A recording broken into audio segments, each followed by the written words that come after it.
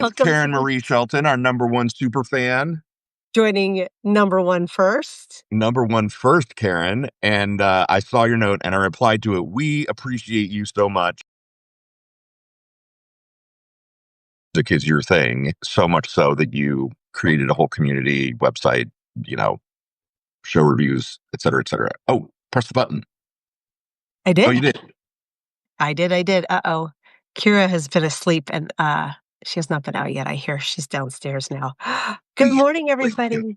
Good morning. Good morning. It's Welcome Karen to Marie Shelton, our number one super fan. joining number one first. Number one first, Karen. And I saw your note and I replied to it. We appreciate you so much.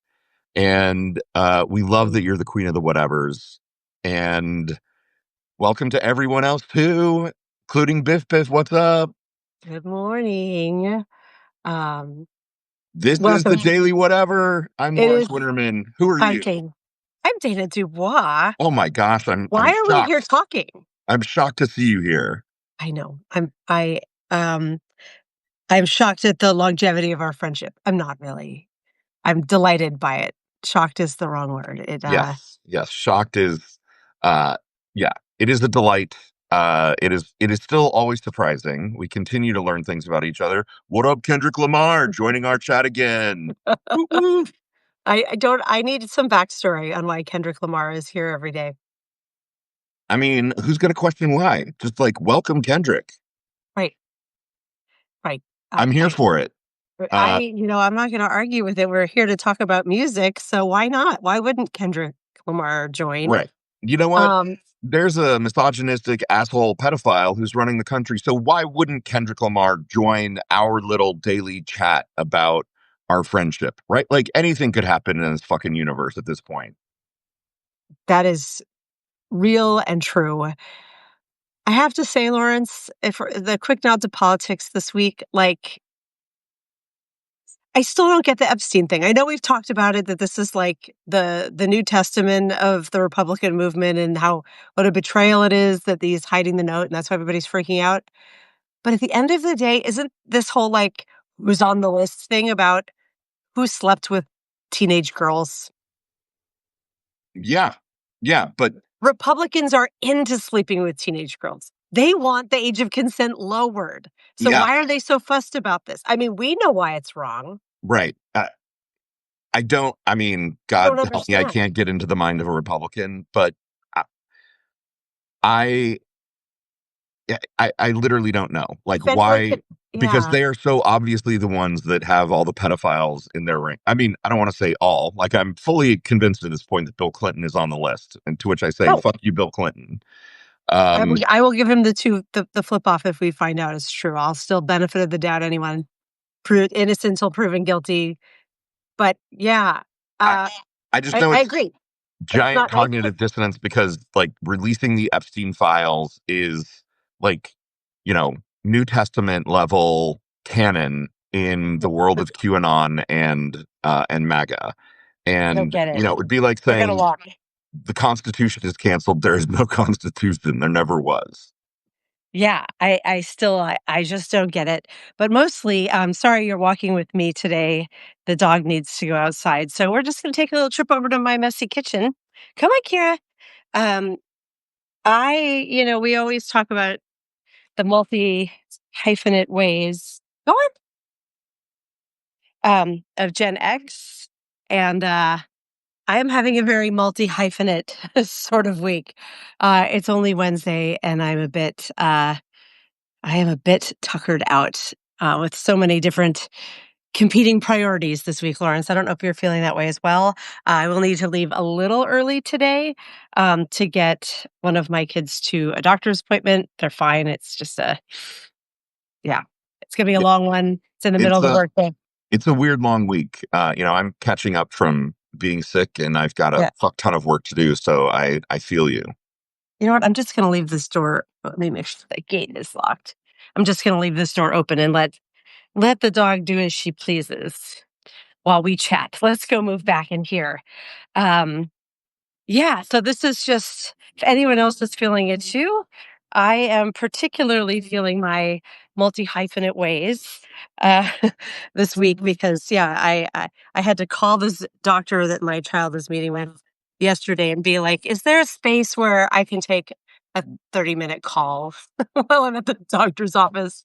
Because I can't miss it, and I don't like having to wear too many hats at the same time like that. So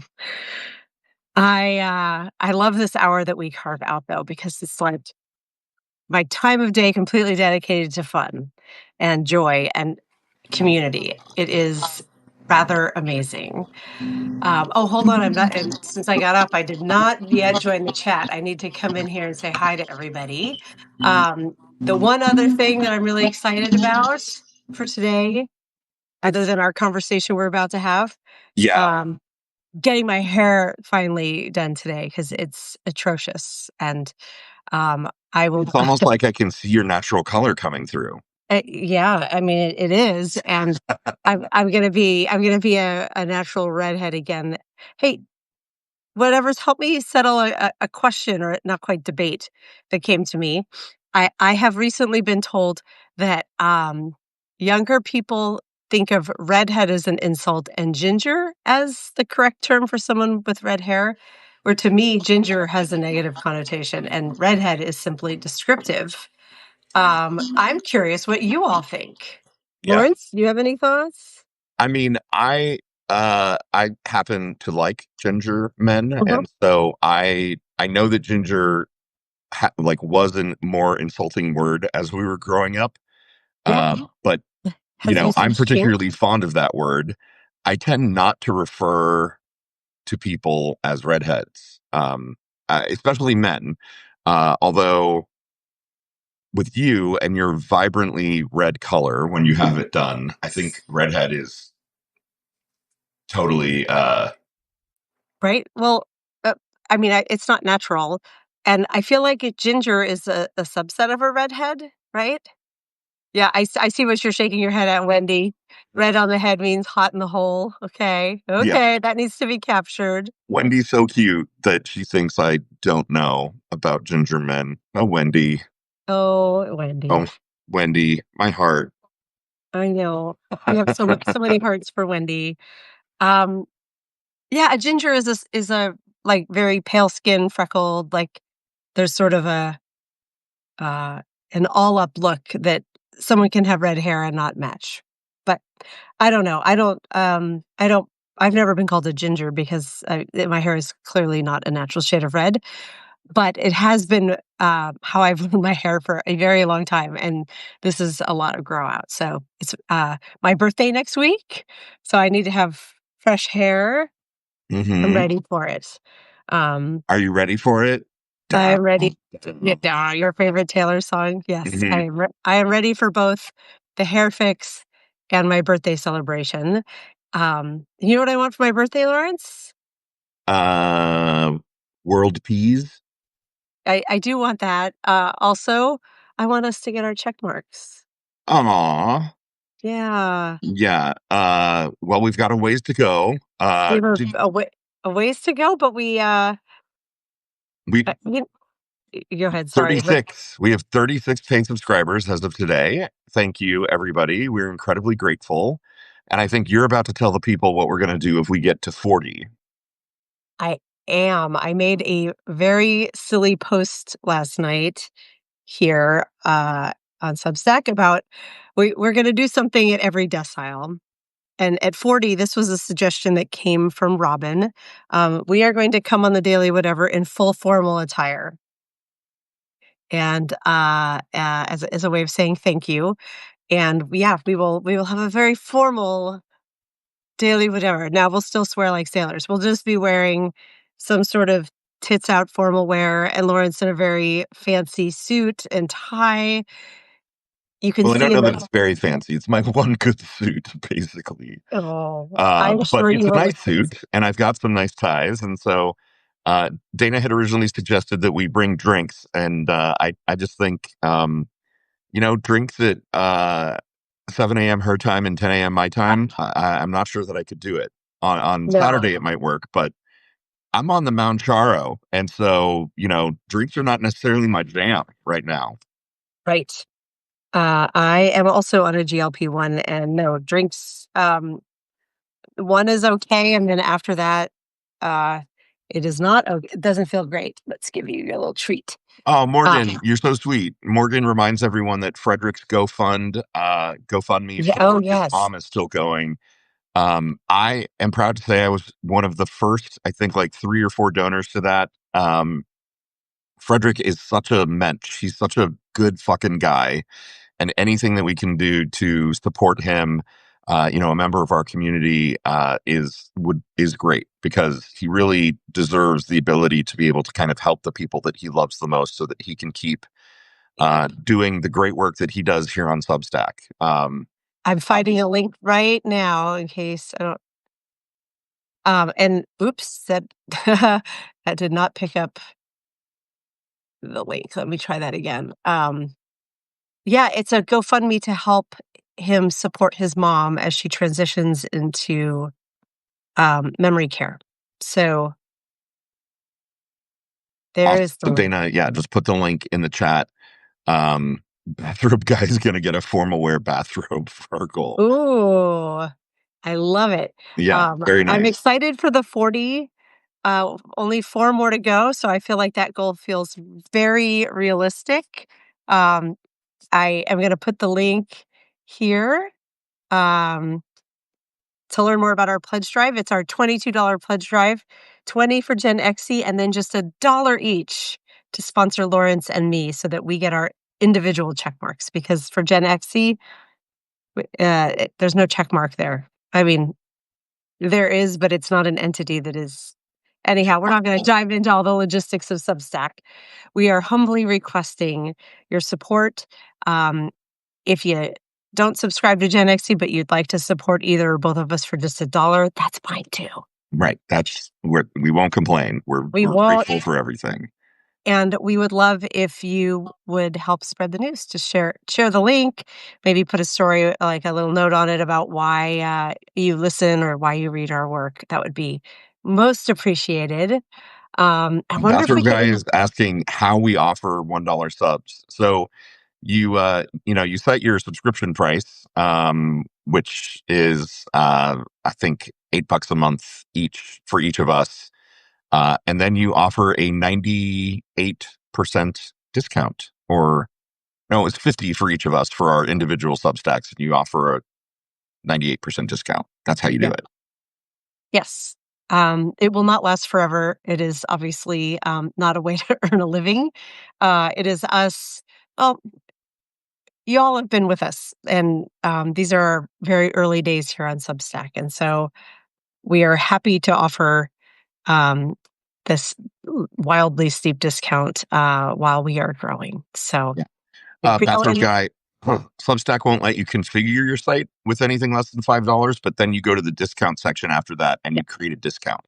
yes, and these amounts are for the year. I mean, they're like stupidly low, $1 a year. Right. It's $1 a year, which is crazy And low price. yes, and 20 a year for Gen Xe, which is 75% off the normal price. So for the summer, we're going to do this. We are hoping to get to 100 by the end of summer. So yeah, yeah, it even you're so's having trouble with yours, Lawrence. That's I know a we've been chatting about it. I don't see any place in my settings where I have any control over.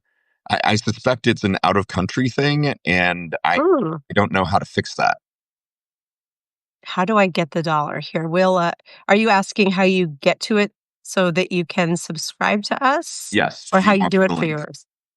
I will just oh, actually, okay, that's opening it. I guess that's fine, but here, I'm just gonna grab it from here. Copy link. I will do both of ours.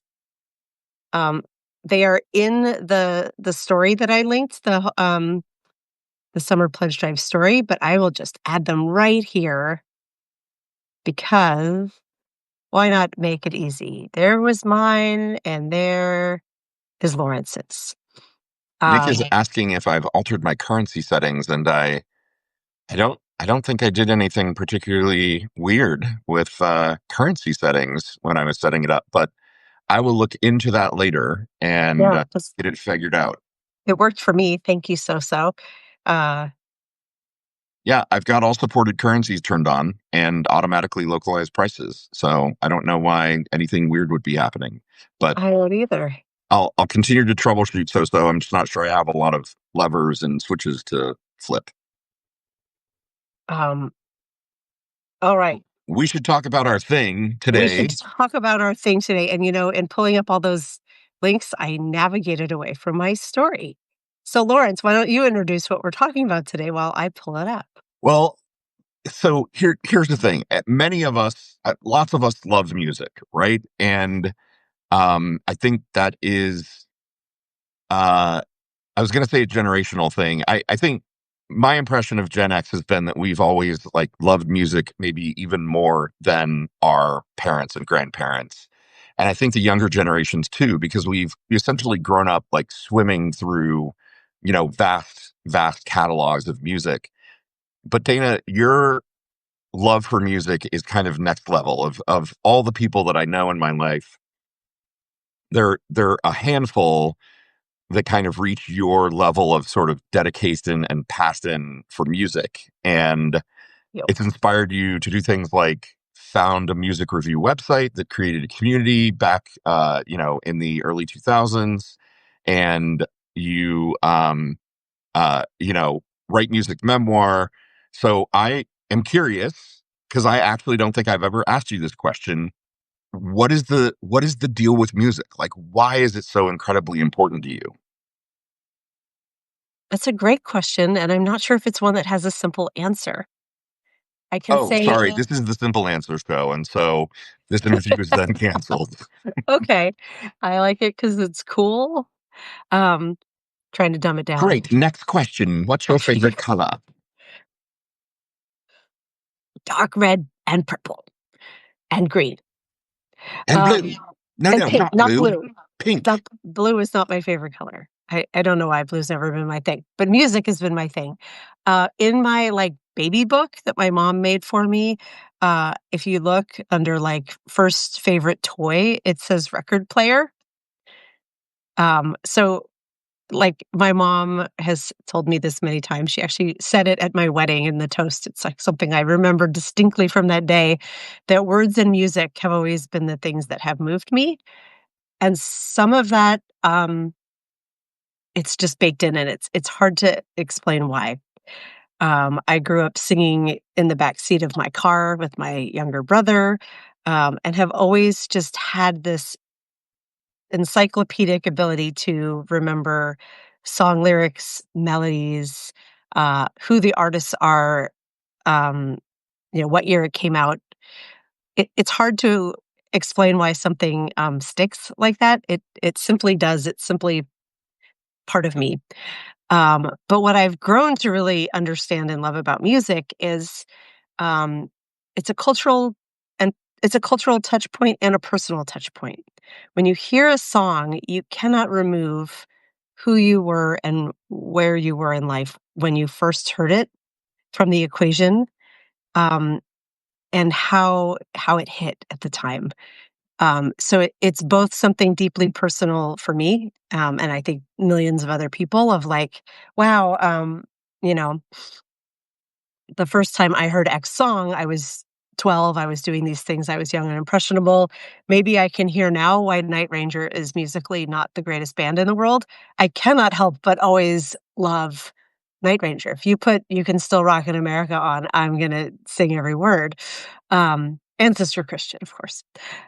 I don't know why I keep picking on Night Ranger. I think it's because it's something so stuck in the '80s that only Gen X people really relate to, other than the boogie phenomenon, which makes it Well, and I think identifiable. it's an Relate. interesting example of, like you said, something that may not be the definition of musical greatness, but Right. that has a certain, time and place essence to it. I'm sure. Yes. Yeah. Yes, it does.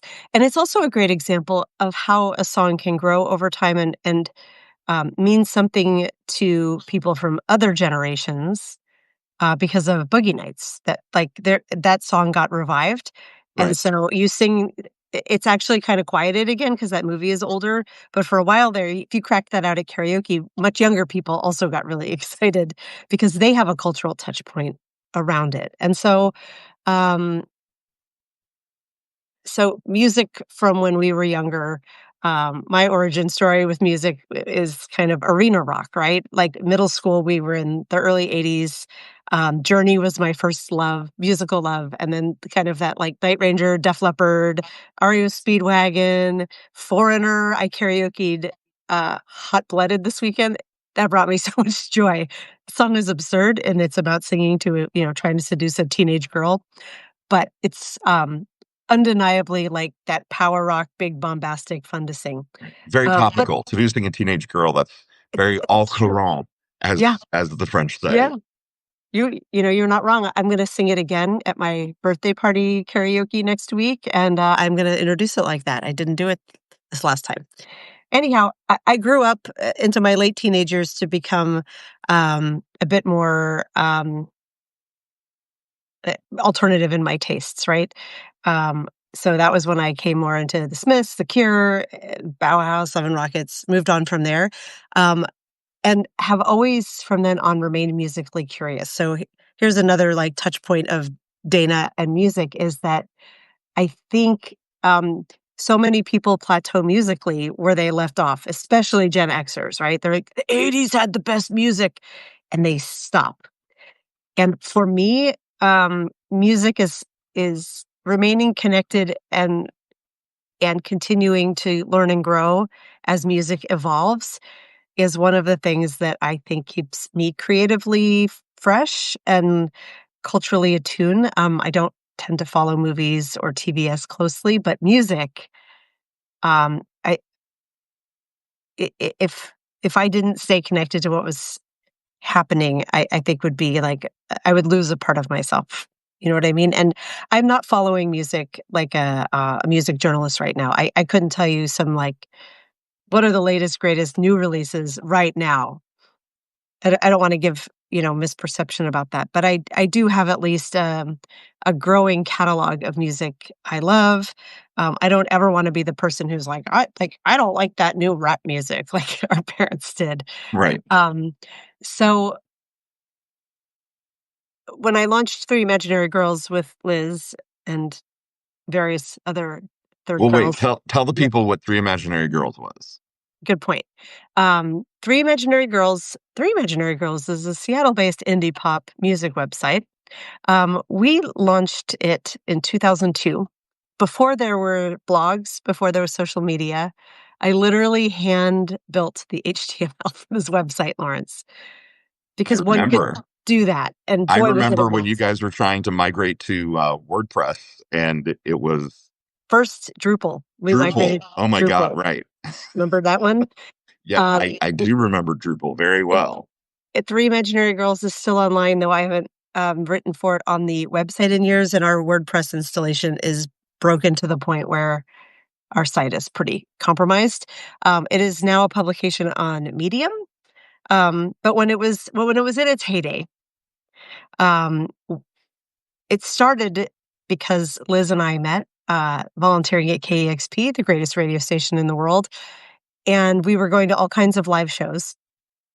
And it was when instant messenger was kind of new at work, and you could instant message with people, well, any of your friends. It wasn't just like a corporate installation of it. And so we would write each other about the shows we'd each been to the night before, sometimes different ones. And, oh, did you go to this one? I went to this one. It was really great. And I was like, wow, we should be sharing this. And at the time, there really were only the like dominant outlets. It was pre-blogging, pre-social media, as I said. And we were like, there are so many great local bands in Seattle, but they're not getting airplay. This was post-grunge. In the early 90s, everyone discovered Seattle music, you know, and Nirvana, Pearl Jam, Soundgarden, Alice in Chains, all the great grunge bands. But there continued to be this really vibrant music scene in its wake that wasn't getting air. And so we would go to the shows, notepads in hand, because phones were not smart yet, and we would take notes about what were seeing, and then we would write about it, and we would publish almost like a magazine because, again, hand coded, where every couple weeks we would send a new push out of all the shows we'd seen, where we'd seen them, and we wrote in a very conversational style with our heads showing. So it was like we were just talking. We had little cartoon versions of our heads. Dana says, Liz says, Marlena says she was the original third girl, and then Shar took her place pretty quickly after it started. It was really fun, and it created, sorry to use a corporate term, a flywheel of we would go to the shows, people would see us writing, like in the bands, and they would be like, "What are you doing?" And we would talk about who we were. We'd get their email addresses. We'd send them the articles. They'd share it with their fan base. They would then come follow us. And then people started reaching out and asking us to come to their shows. Eventually, we started sponsoring live events. So we would put together shows, we would sponsor them. And that would bring more people out because they knew if Three Imaginary Girls was going, this was a local band to pay attention to. And we were at the first December show, which they're a Portland band. So we kind of covered the whole Pacific Northwest. We weren't first at Death Cab shows, but I did see them in a room with 50 people. That was pretty cool, only because Barsuk forgot to publicize it. There were so many bands who got kind of Seattle famous, like The Long Winters, Viz Queen, Pretty Girls Make Graves. They got a little bit bigger. Chris is Weird. All of these amazing, diverse bands. Oh, Fleet Foxes. We had a writer at the first Fleet Foxes show. So I, I want to point out that yeah. this was at a time where uh, it was pretty revolutionary that you all were doing this on the web. Obviously music journalism isn't revolutionary, but the way you were doing it and kind of the vibe you were doing it with. And there was absolutely a point in the 2000s where you all were famous. Like you were Seattle famous, at least in like if anyone knew anything about the music scene. Oh right, look, the Leo with red hair is pretending to Oh, be flattered that she's being I called am famous. flattered. But like it was the big deal. And there was a moment in time where I feel like if y'all had like if the right investor had come along or like the right like you Ah, missed the moment, yeah. by just a hair of kind of going of Yes. being Pitchfork before Pitchfork was Pitchfork. Pitchfork was already huge because they wrote about us once and we almost died. Okay, I'm finding this very old link. We were voted MVP of Seattle music in 2004. I just found it. It's hard to find stuff on the web from that era, Right. but Seattle Weekly voted us the MVPs of Seattle music. It's very sweet. 2004. My God, there is a legally drinking adult Yep, who is exactly. And who is so, as old as Three yeah. Imaginary Girls. And so we didn't set out with like, we want to optimize the music scene and generate revenue and scale. It was us having fun. Right. It was a pure passion project. It was a pure passion project. And yeah, Damon remembers that. Damon knows. Yeah, he knows. And the each article was not a work of journalistic excellence.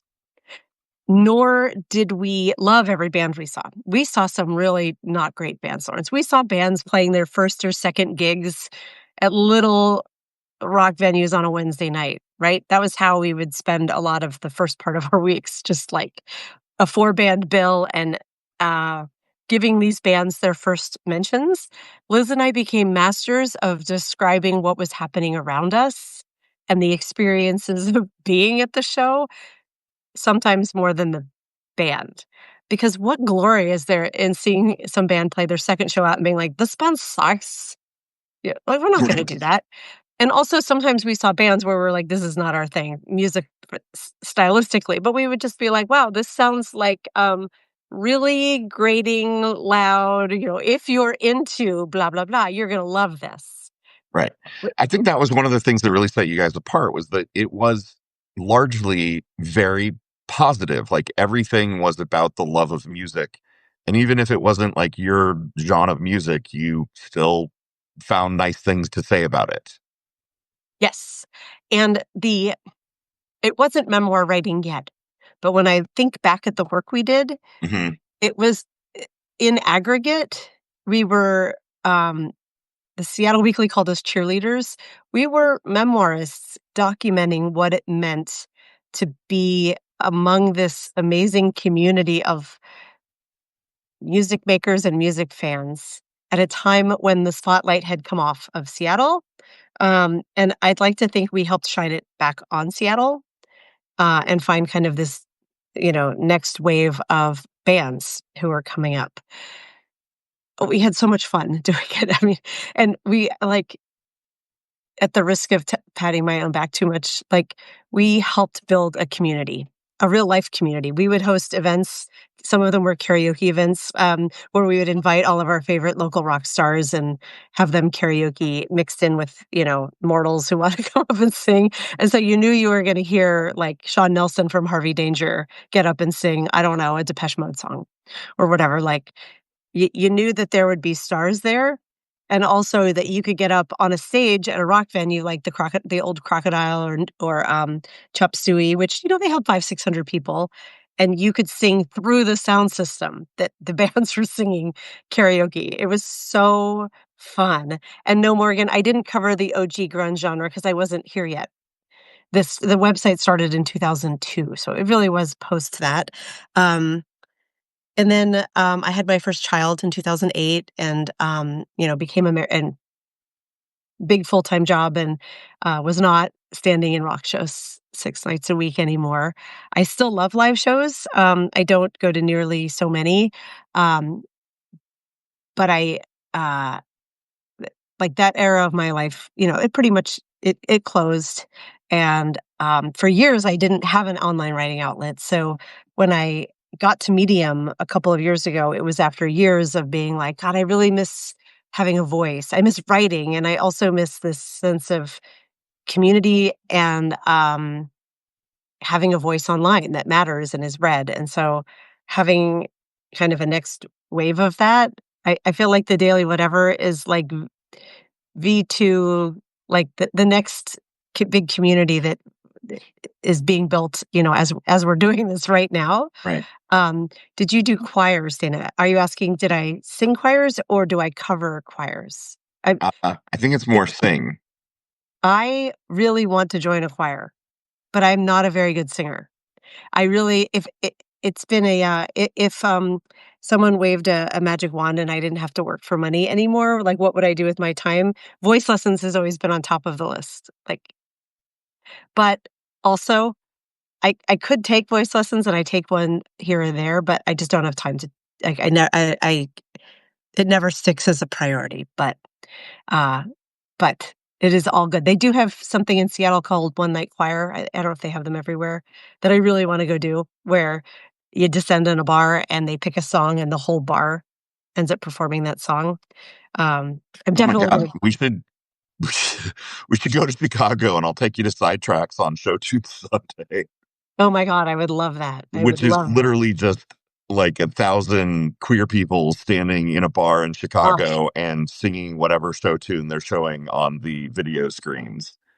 yeah, I love that kind of stuff. That's It's why like it's 1,000 karaoke. person karaoke. It's pretty great. Oh my god, I would love that. But yeah, I'm clearly an alto, but I would like to be properly trained one day. But I don't. I do still write about music, and so as, Medium launched and Three Imaginary Girls became a publication on Medium, um, I was like, "Well, it's not gonna be us covering live music in Seattle because Liz and I, eh, that era has passed." And what it has come to be is it's not just a nostalgia, like, "Oh, remember back when Night Ranger was great?" That's not the point of it. We write about music, some of it current, some of it, older, but it's more the cultural impact of music and the personal impact of music. So I call it music memoir, and, sometimes it's about live shows, sometimes it's about artists. A few have been obits, um, and I'm slowly moving that work over to, Substack. Three Imaginary Girls, I didn't put as a Medium, as a Substack publication. I was like, "It's already existed. It exists on Medium." I feel like the work as it comes over is a good fit for Gen Xy, but my work that I'm bringing over, and it's already moved quite a bit. But a big part of the music memoir I write is about how, as a parent, instilling a love of music in my kids. Maybe I've instilled it, maybe they came to it on their own, and seeing live shows with them. And so I am going to put a link in here. I'm following the chat here right now. Oh my gosh. Okay. Honestly, the chat is amazing today. I've been following it, but not wanting to interrupt you. There was Yep. a massive sharing of what everyone was into musically, and now Wendy's quoting old songs. Morgan is a dancer, but too shy. Like we've just the chat is amazing as always. Love it. So I just kind of being aware of time. I Yep. want to talk about you've talked about how important music is and how important shows are to you.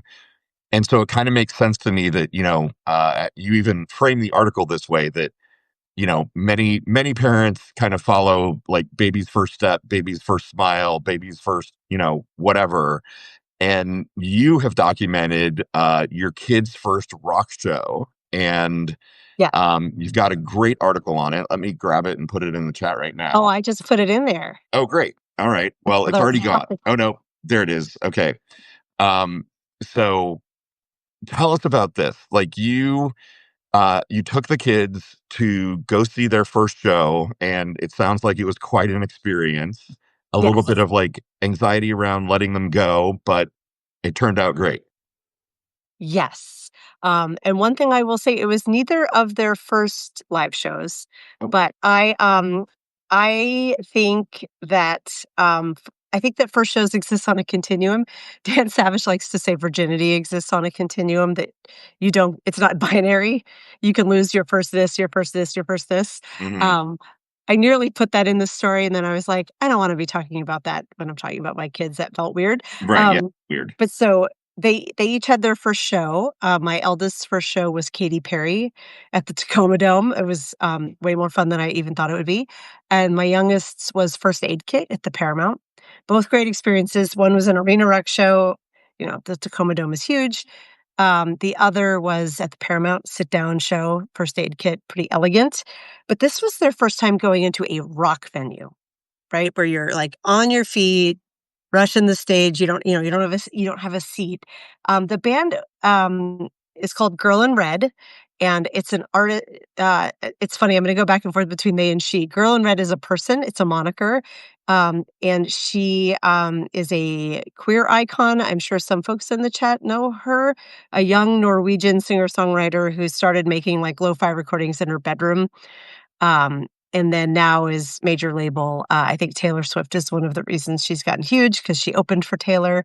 Um, Took them to the Showbox, the Sodo one, for those of you local and in Seattle, with one of their friends and the friend's mom. So the 5 of us went to this show, and it was a very, very young, and I would say, making some assumptions, very queer, very femme crowd. And so there was an element of safety there of like, "Sure, kids, go," because I was like, "You're among your peers, you're together, it will be fine."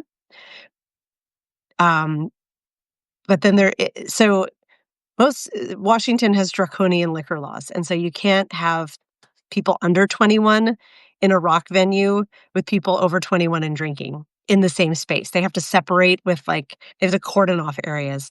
And most of the shows I've gone to, the all ages part gets pushed up to the side because they want, the grown-ups spending all their money on booze.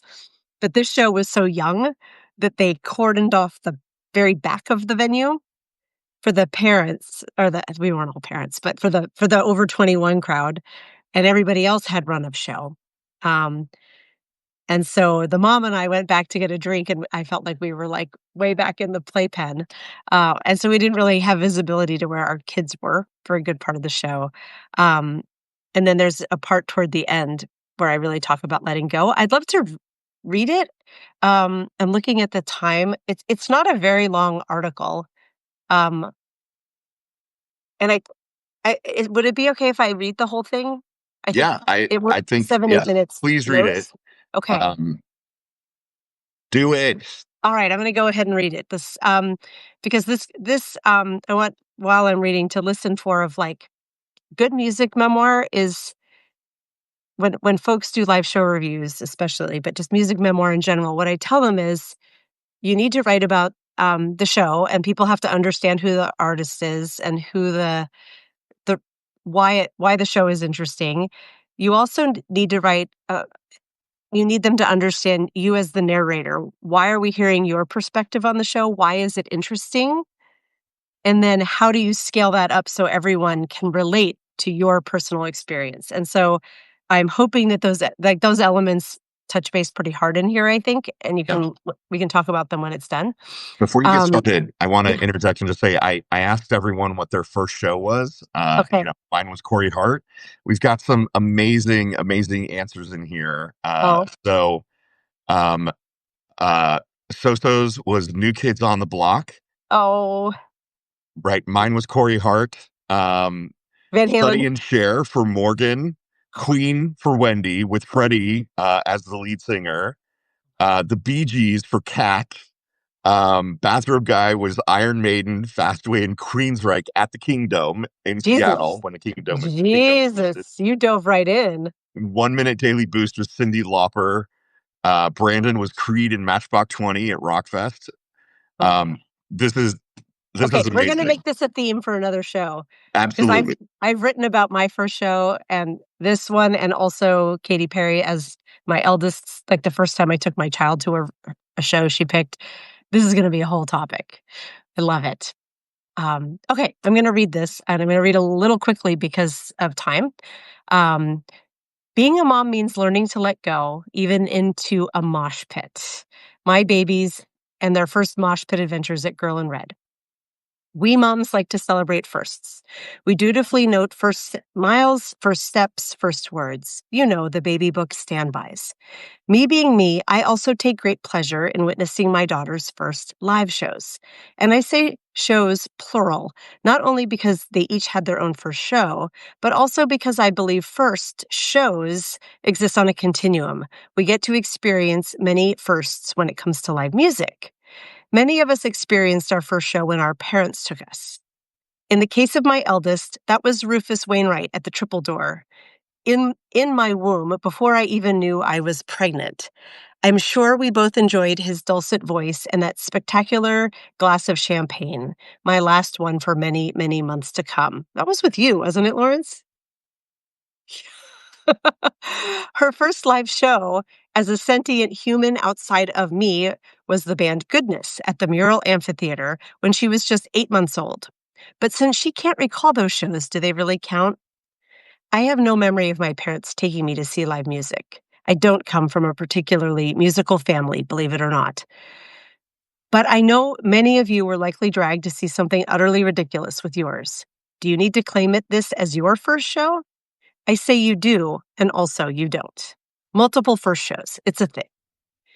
You get to claim your first arena rock show, your first show at a live rock venue, your first show in a mosh pit, your first music festival, and so on. All that said, Girl in Red wasn't technically a first show for either of my kids. For my eldest, the first show she remembers and picked was Katy Perry.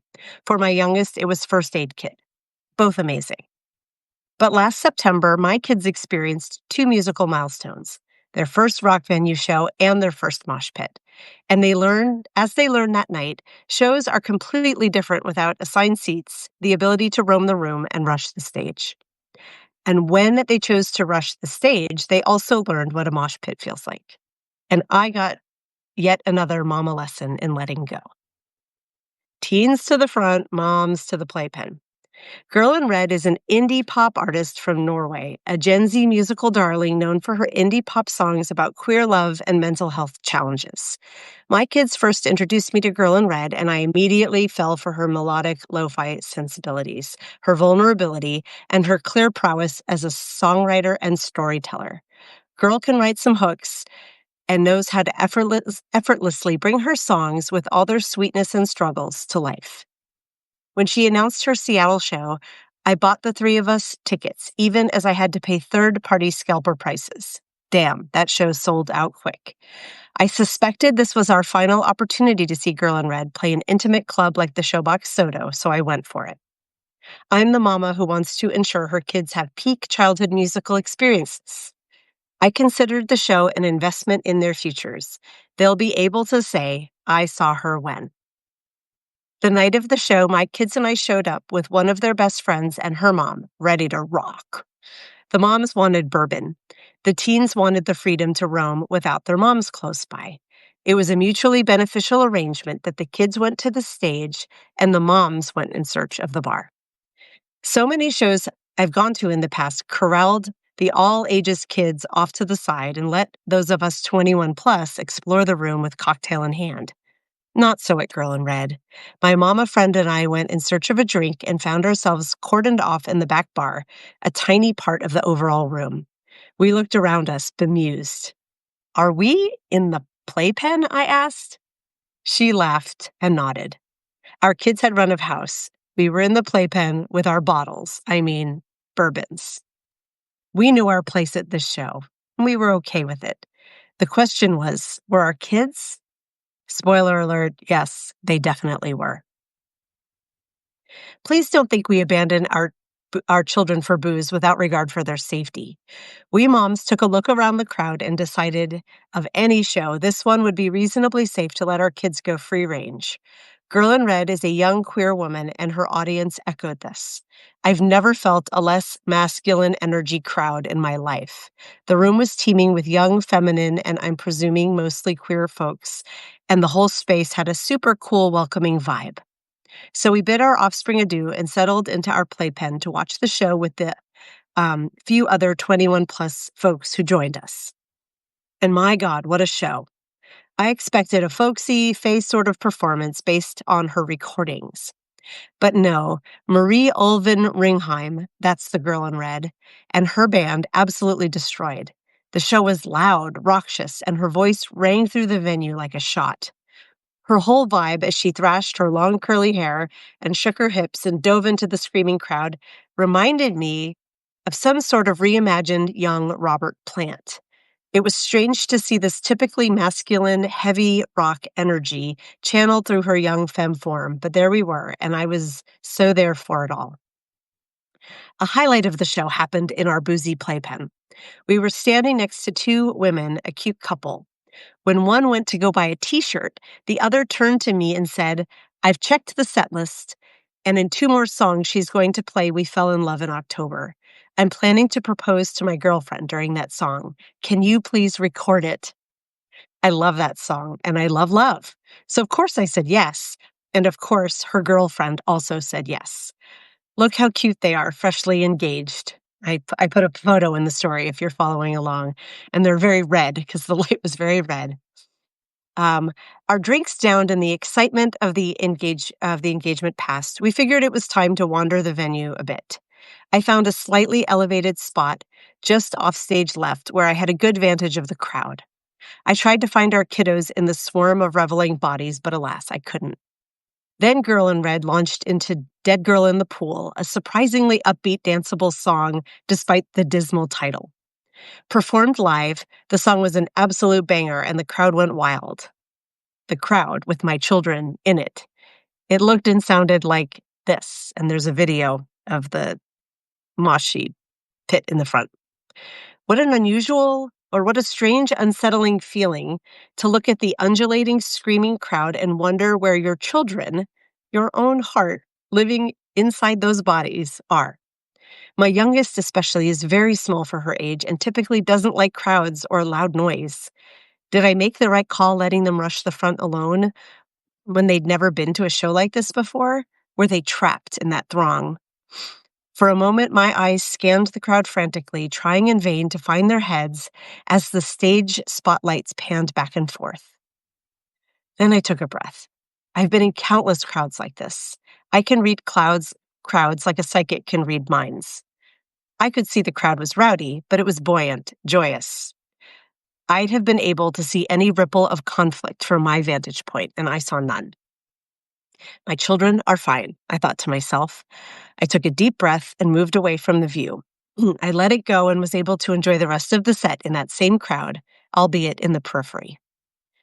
Our children, in fact, were better than fine. They were elated. When the show ended, we moms met them up by the front door with cold bottles of water, as moms do. They downed them eagerly, glowing with sweat and fevered, ecstatic post show energy, gushing about the performance in between gulps. They loved it.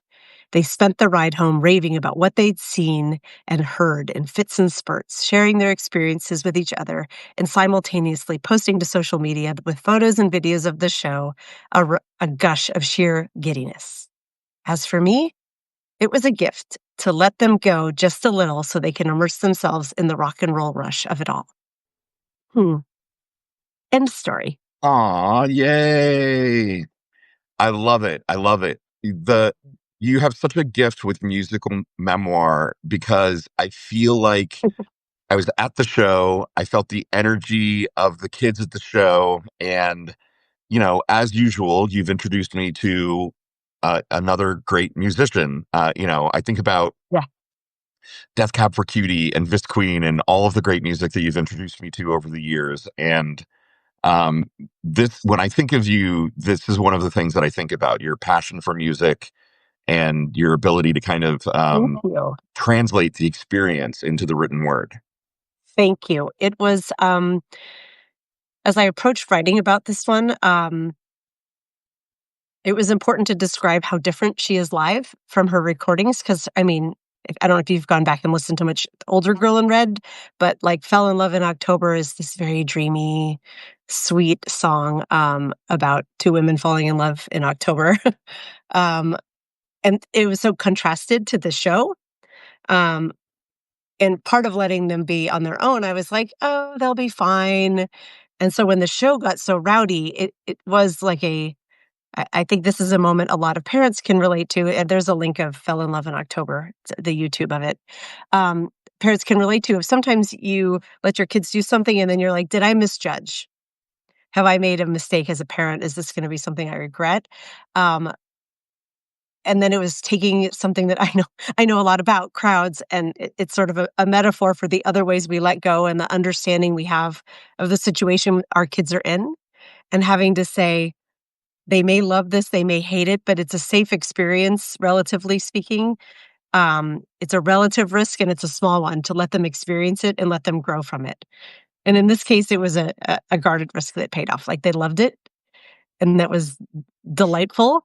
Um, and it was just such a bonding moment because they introduced me to this band, and I love Girl in Red. Like, her music is amazing, and I've introduced them to, like, my lived experience of being on the floor at rock shows and had, like, prepped them. Um, so, yeah, it felt pretty amazing, and I hope that comes through in the story to realize, like, "Oh, okay, we now share this love." And it was very good practice for when I then took them to see Taylor Swift with 80,000 people in a stadium in Germany, and we were on the floor, general admission. They had at least had this experience in a far smaller club, right? Um, I'm being a little distracted by the chat right now. That's Lawrence is done when Dana can. Could she, I just like, grabbed it and put it in the chat. oh, are you guys all following us? Thank you. I saw Karen. I just saw a little pop-up come in that you're a new subscriber. So thank you. I appreciate all of you. And I will say, like, Medium right now is preparing for Medium Day, and they've done a call for people to come and give talks, presentations at Medium Day. And my thought was, like, I should try to teach a class about music memoir writing. I don't know that I have it in me to do that right now, to take on the, like, I have to do it that day and make a big presentation. But um, if there is interest, that would be, or if you do have a story you're looking to bring to life, hit me up. Gen Xie loves to tell stories like this. And I see Steve Uppendahl is here. We worked on his Cyndi Lauper story for Three Imaginary Girls. And this, Steve can attest, I pushed back on him a bit of, like, why does it matter? Who are you at this show?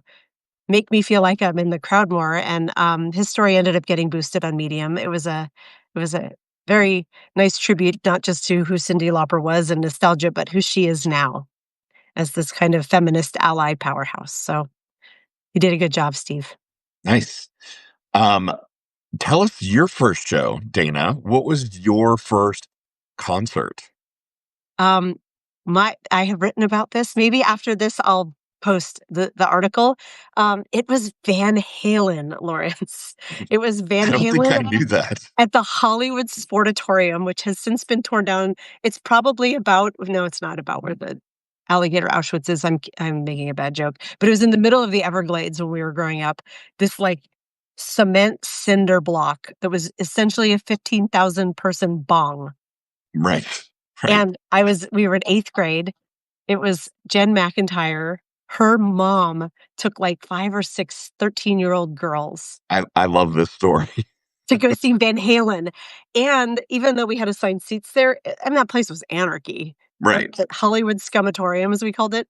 She was like, "Go ahead, have fun." And we bolted to the stage at freaking Van Halen at 13 years old. Like, oh my God. Gen X was feral. I didn't drink from a hose growing up. I don't have any memory of drinking from a literal garden hose, Right. but I do have memory of being free range at the Hollywood Sportatorium. Right. Getting And going contact high, basically.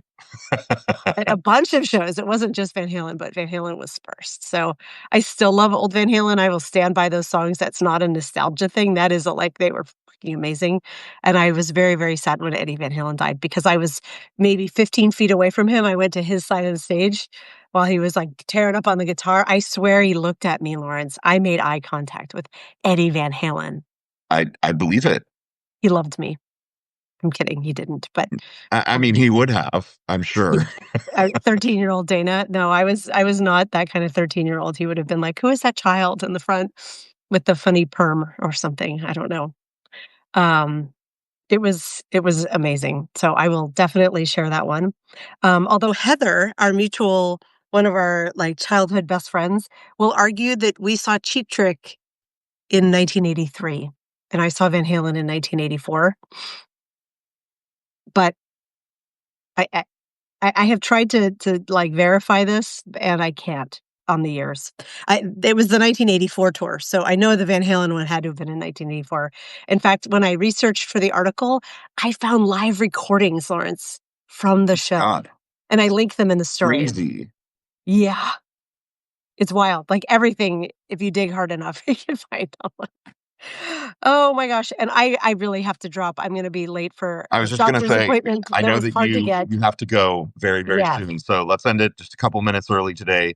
Thank you for reading the piece, Dana. It was magnificent. And thank you to everybody in the chat for being so extra amazing today. And for all the subscriptions. We love you guys and we love that we get to keep doing this with you and keep growing our little community.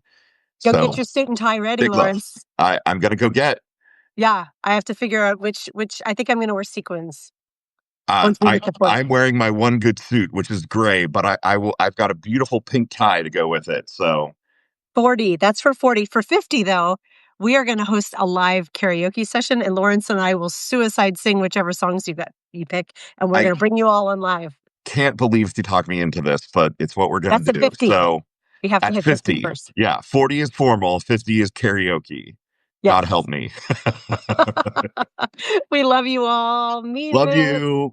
Love you, mean it. Bye. Bye. Mwah. Mwah. Bye.